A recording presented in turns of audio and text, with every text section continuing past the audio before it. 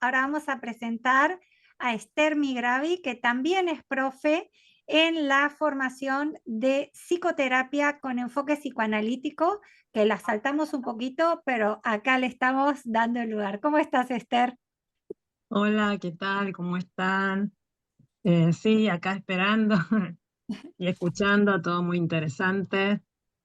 Así que bueno, mi tema está un poco más relacionado con lo que venía hablando Juan Manuel, porque yo voy a los inicios, ¿no? Mi materia tiene que ver más con el conocimiento desde lo cognitivo de Jean Piaget y la constitución subjetiva de Sigmund Freud, ¿no? Cómo pensar al niño hoy, ya que, bueno, desde ellos, como trabajaron, a nuestro niño actual hay bastantes diferencias. Pero bueno, tomemos en común qué hay de un niño. Para ello, conocer a Jean Piaget, o sea, yo no soy especialista en Jean Piaget, soy psicoanalista con orientación lacaniana y por supuesto con formación freudiana.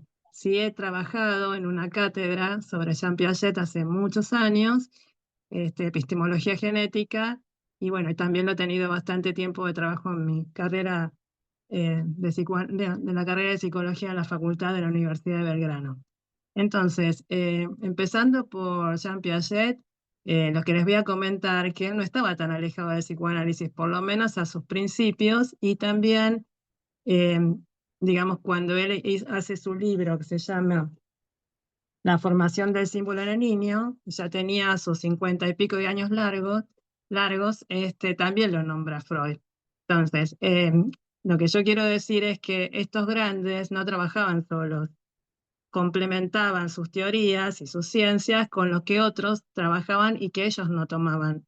Entonces, entre todo eso, iban armando qué era este niño, y en este caso diría Piaget que le interesaba del niño, conocer cómo era el conocimiento humano. Entonces a él se le ocurrió empezar a trabajar desde la epistemología, pero desde la genética, es decir, cómo un niño empieza a relacionarse con el mundo, ¿no? Vamos a volver a este tema importante que es la relación parental, ¿no? Porque un niño no se forma solo. Hay padres, madres, bueno, ¿quién forma ese otro maternal que lo acompañe para gestionarse esta vida de niño? Entonces, Piaget, como gran investigador, tomó mucho la infancia e hizo muchos experimentos y experiencias con los niños. Pero ¿cómo era la experiencia?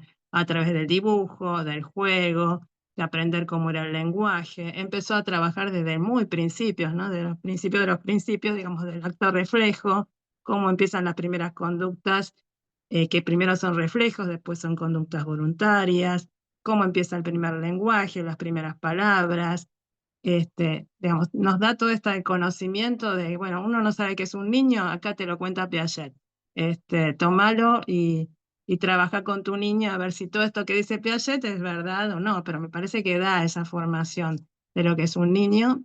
Y me parecía muy interesante esta conjunción de tomarlo con Freud, porque si vamos a constituirlo o pensar lo que es el objeto permanente para Piaget, porque el objeto, como él lo cuenta, en principio no es permanente. O sea, un niño le das un objeto para que juegue cuando es muy pequeño, lo retiras y ya si vuelve a ver un objeto, ese mismo objeto de nuevo, no es el mismo.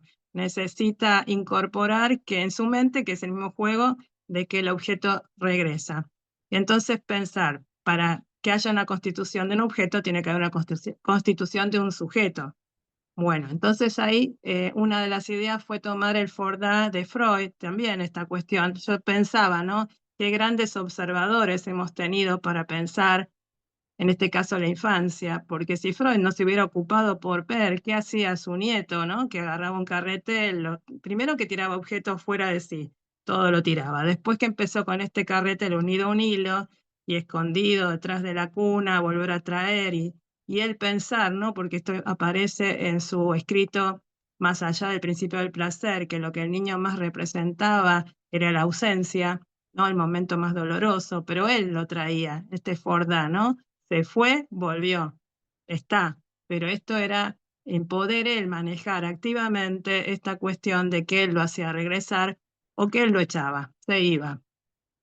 Entonces también esto puede estar en relación con lo que habla Piaget del juego simbólico, ¿no? Porque también habla el del juego simbólico como, ahí se los leo, como la posibilidad en el desarrollo del juego simbólico de asimilar la realidad del niño. O sea, así como dice Freud, que hacer activo lo que vivió pasivamente, entonces como el ejemplo clásico que el niño sale, no sé, al doctor o alguna actividad afuera, viene y la representa a casa siendo él el personaje principal y no el que, eh, digamos, al que le pasó, sino el que lo realiza. Bueno, también Piaget habla del proceso de asimilación a través del juego. Entonces vamos a rescatar la importancia del juego, del dibujo, de la palabra, del escuchar al niño, ¿no? En esto que con Mauro compartíamos, cómo se piensa ahora al niño como el tirano, que quiere que estén todo el tiempo jugando con él, que los padres no tienen tiempo, de qué es esto de que se imponen y no hay límites. Bueno, la importancia del no, ¿no? Dos letras muy fuertes que no son tan fáciles de utilizar, pero bueno, porque el no que trae el enojo, y a los papás no les gustan que el hijo se enoje y haga berrinche, y no pero bueno, es con eso que se cría alguien, ¿no? Con el no. Y con el sí, por supuesto, porque si hay un no y un sí. Entonces, tenemos el juego simbólico y por otro lado, he trabajado lo que es el estadio del espejo de Lacan para mostrar esta formación, ¿no? Que tiene que ver también con la imagen mental, con estos otros que acarrean y le dicen al niño, este eres tú, y ¿qué hace eso? Ese niño apenas sostenido, que no se puede ni parar solo, sostenido por los brazos de la madre, del padre o algún otro adulto que esté allí para mostrarle esa vida que es él, ¿no? Él se constituye como que todo eso es él, ¿no? Ahí se ve en lo grande, soy yo, el júbilo que marcan todos estos autores de esa imagen que él siente que lo representa y lo antecede. Bueno, estos son más o menos los parámetros a tomar.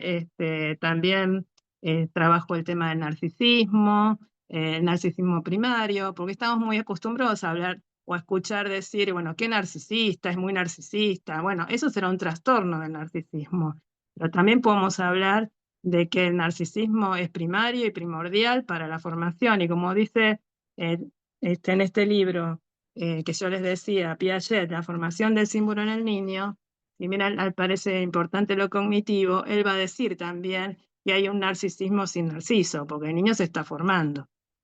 Entonces, es la observación del juego lo que permite que estos autores hayan tenido en cuenta de cómo es el desarrollo del niño. Pues yo diría, el niño habla a través del juego, ¿no? Es su lenguaje, en esto que escenifica, ¿no? Y habla y juega. Y uno trata de poder ahí manejarse y entender de qué se trata lo que está diciendo o querernos decir. Yo he trabajado 4 clases que ya están grabadas para compartir, creo que algunos ya lo habrán visto, y son clases donde voy trabajando los 2 primeros periodos que abarca parte, porque digamos, Piaget trabaja 4 periodos, pero yo en estas 4 clases tomé los 2 primeros, que es el sensorio-motor y el preoperacional. O sea, desde el nacimiento de 0 bebé recién nacido hasta los 2 años y después de los 2 años hasta los 6 o 7. O sea, todo el periodo que después también se compara con Freud, con este tema de las etapas del desarrollo psicosexual, ¿no? Porque también está la pulsión de saber, en qué momento el niño quiere aprender, ¿no? Toda esta cuestión de cómo nacen los niños y después cuando llega un punto en donde este saber a esa edad no se puede complementar, entonces se va a averiguar cómo es el mundo, los planetas, las estrellas, el interés por los dinosaurios, ¿no? Todo eso viene de querer saber eso que él todavía no puede, con su consistencia psíquica, poder implementar. Por eso hay un punto interesante que me parece que es muy rescatable. Cuando Piaget empieza, porque él de muy temprano, diría muy jovencito, empieza a ser investigador, primero a través de cuestiones naturales, creo que está en un lugar científico, desde muy joven le permiten investigar cuestiones de la naturaleza, creo que con un molusco, siempre le interesó la investigación. Entonces, Piaget, cuando empieza a tomar a través de otros científicos que digamos, lo acompañan y lo empiezan a entrenar cuando es aún joven, se da cuenta que en ciertas categorías que están estandarizando, los niños cometían errores. Entonces él se empieza a plantear, acá no hay error, acá hay alguna lógica que es diferente. Y ahí empieza a trabajar la lógica, que después veremos que hay un libro de él que se llama De la lógica del niño a la lógica del adolescente. Es decir, hay ciertas cuestiones que para esa lógica infantil son correctas, aunque nosotros como adultos consideremos que hay un error, pero es la manera como ese niño en ese momento de su vida puede pensarlo.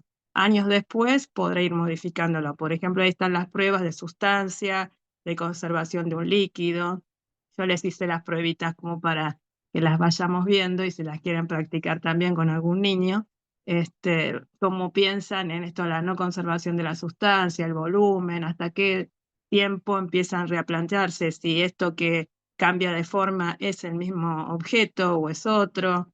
Bueno, todas esas cuestiones están desarrolladas en las clases y bueno, quizás esté la idea de trabajar luego la segunda parte, que es el niño prepúber hasta llegar a la adolescencia, porque también es interesante cómo este pensamiento concreto que Piaget plantea en estos primeros tiempos pueda llegar a la abstracción del pensamiento, así como la formación de, digamos, como decían Juan Manuel, ¿no? Estos pensamientos internos, como quisiera tomar eso, ¿no? Cómo se va modificando. Y un detalle lindo para contar, ya que yo estoy trabajando en el ciclo Mujeres del Psicoanálisis, diría que Piaget en sus primeros tiempos se analizó con Sabine Spierrin, la psicoanalista rusa que ha ido a Ginebra a seguir siendo analista didacta enviada por Freud. Entonces, junto a Sabina, no solo se analizó durante 8 meses, llegó hasta un punto, dijo, pero 8 meses de esa época no era una sesión semanal, quizás eran 4 o 5 sesiones semanales.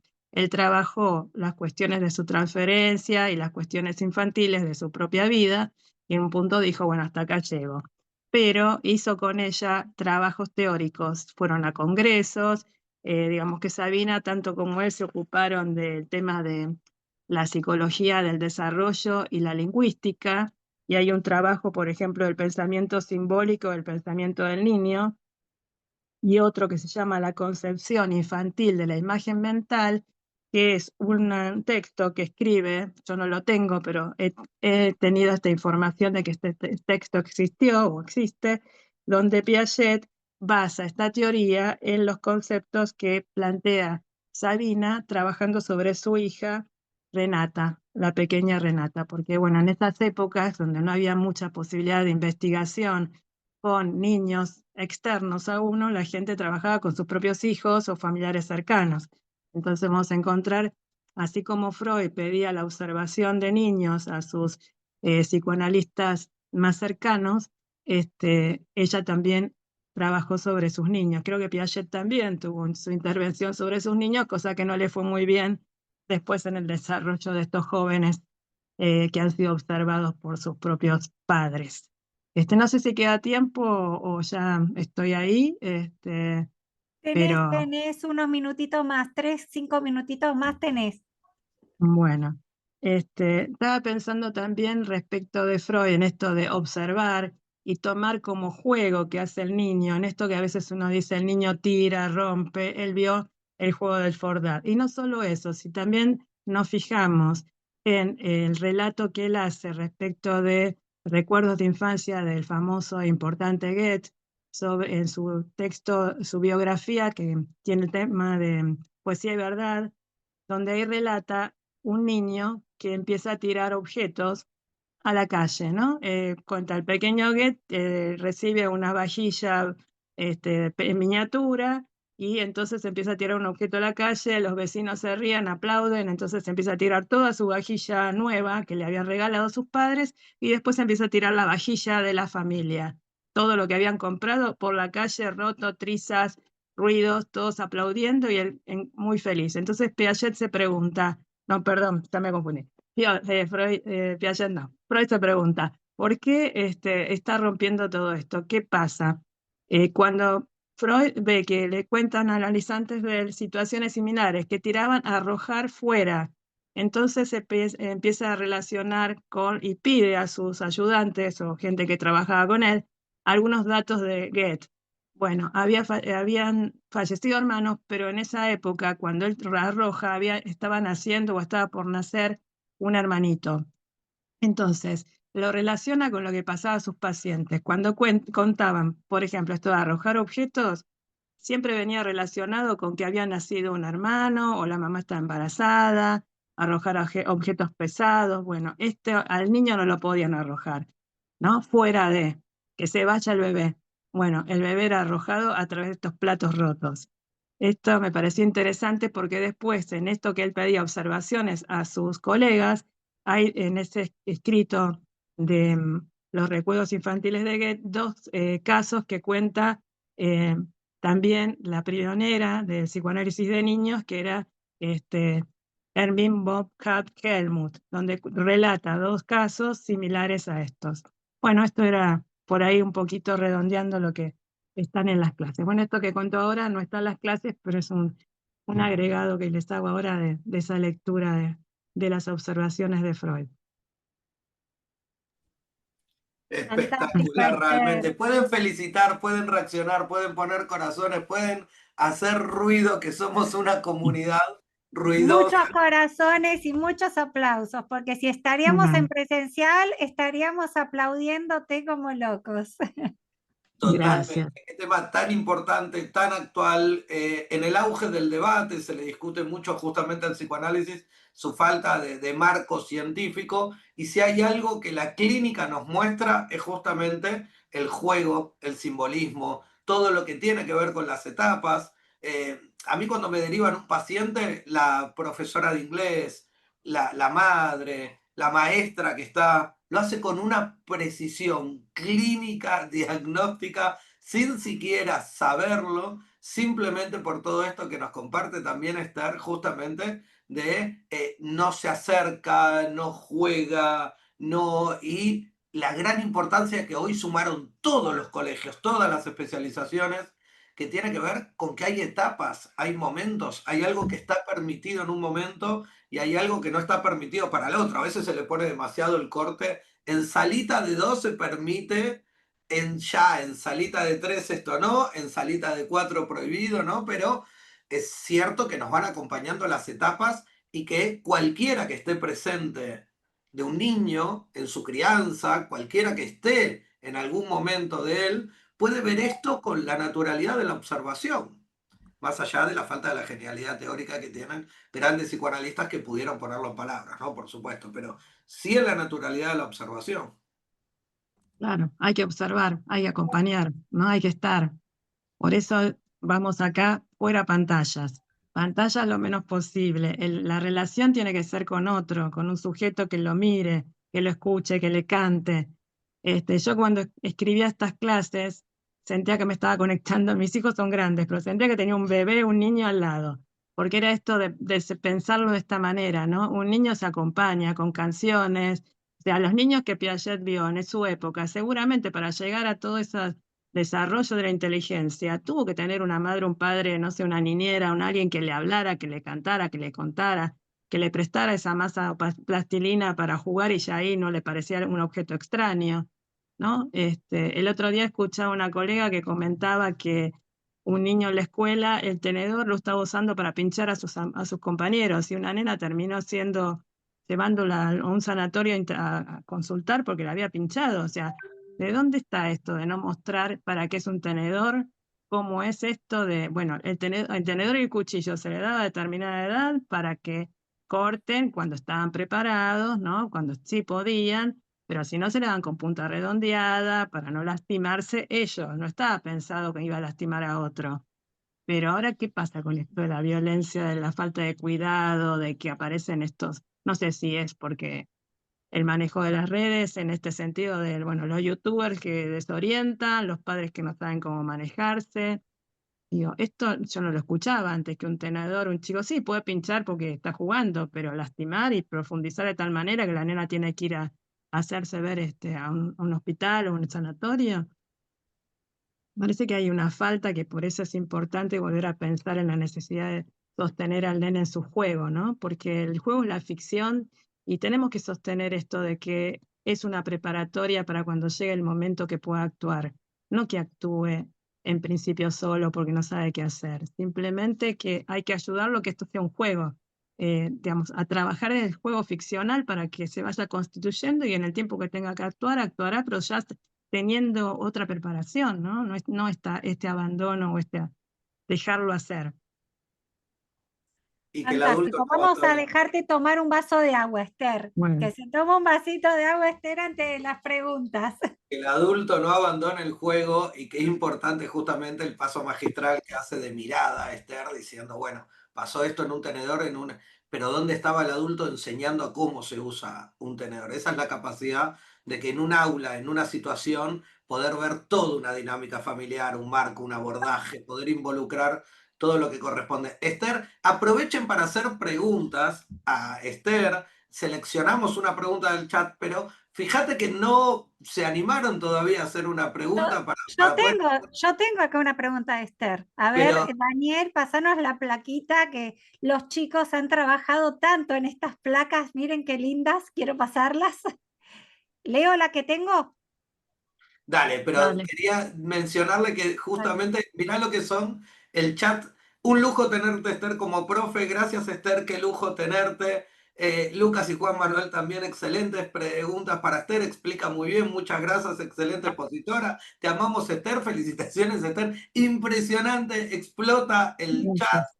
poniendo agradecimientos quienes estuvieron en las clases y justamente también mencionaban lo bien explicadas que están y los que lo disfrutaron. Y quería mencionarlo, perdón Lorena, pero me No, fascinó yo ver también. esa catarata de agradecimientos. Le escribí el otro día a Esther que tengo muchos alumnos, porque parte de sumarse a ser alumnos primera generación es que hay un acceso total al campus a todas las materias. Hay 70 clases, ¿no?, de psicoterapia y de psicoanálisis que se acceden antes de que empiecen las clases. Dentro de esas clases está todo el módulo de Esther de Piaget con Freud, y no paré de recibir elogios sobre esas clases. Hay un estudiante que fue profesor de gimnasia y me dice, lo que vi en 3 años de cursada, lo vi en esas clases de Esther, y todos los elogios que te dan, Esther, de lo fantástico que explicás, creo que te lo dije el otro día ya. Muchas gracias. Sí, me pareció que era tan vivencial, ¿no? Escribir esto, porque es pensar que es un niño. Y bueno, uno tiene ese contacto con un niño o lo tuvo por alguna cuestión de la vida y decís, bueno, este es un niño, ¿no? Y siempre me gustó observar el niño y el juego.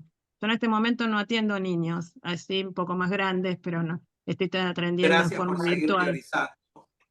Gracias por seguir teorizando, entregando estas clases, porque justamente empieza a hacer eso el gran valor. Marta también Ujú, invitaba en su taller a decir, escriban. Cuando ven algo claro. nuevo, algo novedoso, algo diferente, algo que no encuentran en la teoría, algo que les pasó en su clínica, escriban, porque también es cierto que es una de las mayores entregas que tenemos como psicoanalista. A mí me interpeló de una manera muy profesional, personal, quise decir, en mi profesionalidad, de decir, es cierto, hay mucho para escribir en la observación natural que tenemos, algunos quizás damos por sentado. Bueno, acá Esther está entregando no solo su observación, sino también la teorización para poder disfrutarla. Bueno, voy a leer la preguntita esta que me pareció muy interesante. Camila Aquino, desde la perspectiva psicoanalítica, ¿cómo se podrían ver influenciados los estadios de Piaget, principalmente los 2 primeros en los niños de hoy, en que sus tiempos de juego están altamente atravesados por el uso de los dispositivos digitales? Sí, yo creo que hay que volver un poco a pensar al niño en su juego, ¿no? Porque yo trabajo en forma virtual. A veces atiendo pacientes que tienen a sus niños cerca y están en el cuarto de niños, lleno de juguetes, pero lo máximo que puede ser todo estallado de juguetes. Y que está el niño solo con la tablet o con el celular o con la compu. O sea, esto no permite un contacto directo con el objeto. Me parece que hay que volver a esto. No sé si te referís. El psicoanálisis plantea el juego con el niño. O sea, si yo estoy en el consultorio con un niño, trato de que juegue, supongamos que viene con un celular y un jueguito, me ha pasado que venir con el celular, quiero que juguemos a esto. Entonces, ¿yo qué hago? Le digo, la verdad que no lo entiendo, ¿me lo puedes dibujar? Entonces voy al papel. A ver, dibújame. Entonces, ¿qué posición toma este? Y entonces, ¿qué hace el otro? Bueno, después volvemos a la pantalla a ver cómo es. ¡Padre de Pero yo no sé cómo frío! es esto. ¿Eh? A ver los micrófonos para silenciar. Ahí está.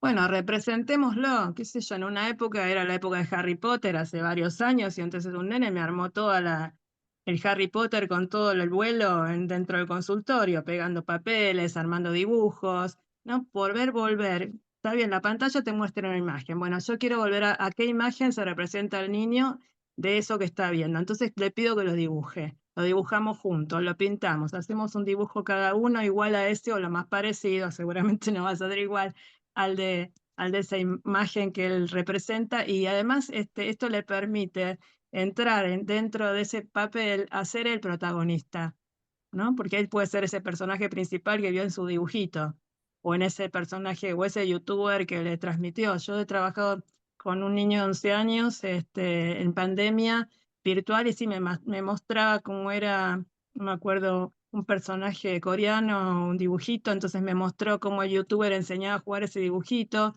Entonces yo vi todo eso, a la siguiente sesión le hice algunas preguntas de cómo era esto, re contento que estábamos trabajando eso mismo los dos. Bueno, y ahí empezamos a tomar cuestiones de su vida, poder volver a trabajar cómo era él y cómo se sentía.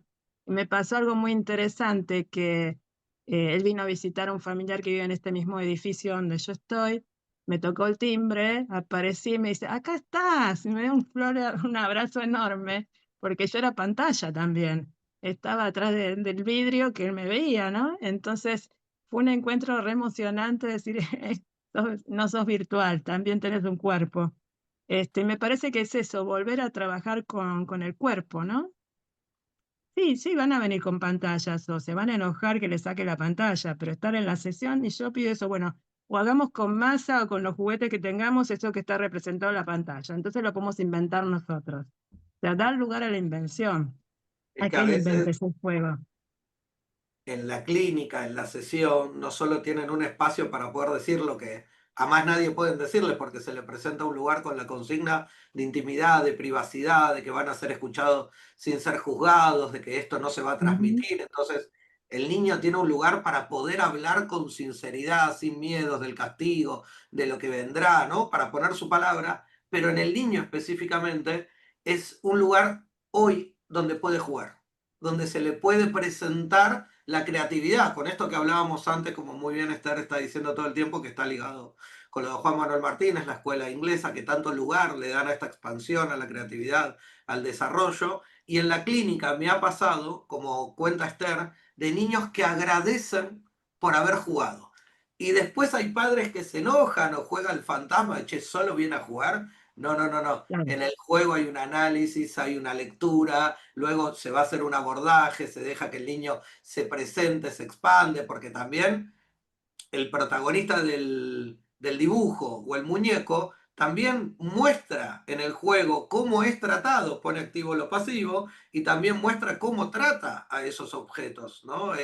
Recuerdo un niño que se puso a jugar en mi consultorio donde me dice, ¿nos podemos sacar las zapatillas? Sí, le digo, ¿no? Como consigna que se vaya adueñando, y se saca la zapatilla, no se la puede desatar, y empieza zapatilla mala, y le empieza a pegar enormemente a la zapatilla. Llevamos 10 segundos de sesión y ya había mostrado todo lo que tenía que mostrar, ya había aparecido esta lectura y observación que se puede hacer a través del juego. Ya estaba haciendo activo lo que vivía pasivamente, que lamentablemente también es una realidad, ¿no? Como muestran los niños el abordaje de los padres, que muchas veces frente a la impotencia de la palabra, del agotamiento, del cansancio, estamos en la era de su majestad el bebé, más monárquico que nunca, y que muchas veces aparece justamente esta dinámica frente a la reunión con los padres, a la sesión de orientación. A ver, Marcela, el micrófono. Marcela, el micrófono. La pregunta fue directamente si se abordaban los castigos con palabra o también aparecían los golpes, y después de muchos minutos de evadir, de negar, de dar vueltas, justamente apareció. Todo eso fue 10 segundos en la clínica intentando desatarse una zapatilla y Claro, apareciendo todo lo que tenía que aparecer. todo esto. Sí, ayer hicimos la supervisión grupal justamente de una niña de 11 años que tenía dificultades para dormir sola. Ese es otro punto, ¿no? Hasta cuando los niños que están en la cama de los papás no ponen ese límite, que puedan descansar, la privacidad, el respeto del sueño, el respeto de sus lugares, poder usar su lugar propio, que su habitación no sea solo para los juegos, pero vengo a dormir con mamá y papá. ¿Qué pasa con los miedos? Bueno, trabajar los miedos, esas angustias, ¿no? De la soledad, de la noche. Hay que dar lugar a todo eso. Y justamente era el tema de adueñarse de esto, de poder hablar, de entrevistar a los padres, de animarse a preguntar, animarse a escucharlos, porque había una escucha que era por fuera, ¿no? De la sesión, como un murmullo del padre o de la madre, pero no entrar a la sesión a hablar o pedir una entrevista, entonces dar esa entrevista para que puedan hablar de lo que les pasa, de lo que les pasa a ellos como pareja, por qué un niño queda en el medio de estos padres, ¿no? Esto que Lacan nombraba, el niño como fantasma de la madre, como el objeto o el fantasma de la madre, o el niño ubicado como en el síntoma de la pareja parental. Entonces, bueno, hay mucho de todo eso, ¿no? ¿Qué lugar ocupa Tanto el niño niño como en esa obstáculo de las pareja? relaciones Y sí, parentales, tal claro, cual. Nos queremos claro. quedar hablando con Esther. Con Esther cuando nos ponemos a hablar no terminamos más. Sí, Realmente hacemos una secuencia enriquecedora. Es para mí un placer haber conocido a Esther y poder compartir también off the record, ahí compartirnos, hablar, igual, preguntarnos. igualmente.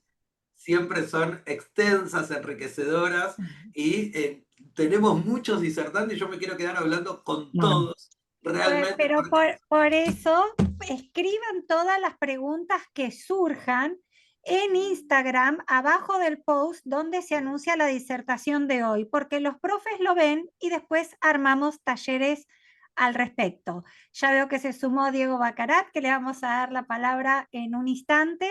Vamos a tomarnos todos un vasito de agua. Recuerden que pueden solicitar una entrevista personalizada con Mauro y conmigo, donde les vamos a estar respondiendo todas las preguntas acerca de las formaciones.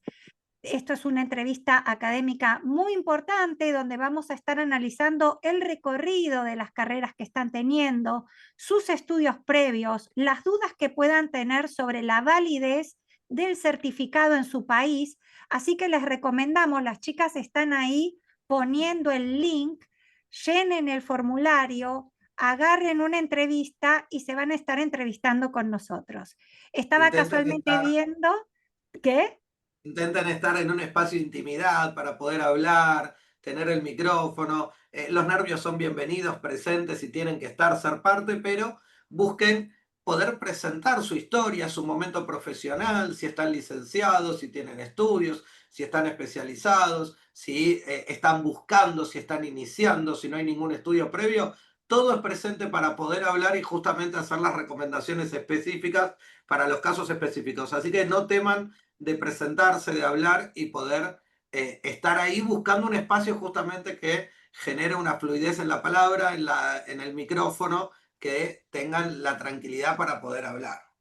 Exacto, bueno, recuerde que esto es una saludo entonces. entrevista para la beca del 60%. Sí, Esther, decinos. No, quería saludar, agradecer a todos este momento tan lindo compartido, así que bueno, agradezco este espacio y dejo lugar a quien continúe la disertación.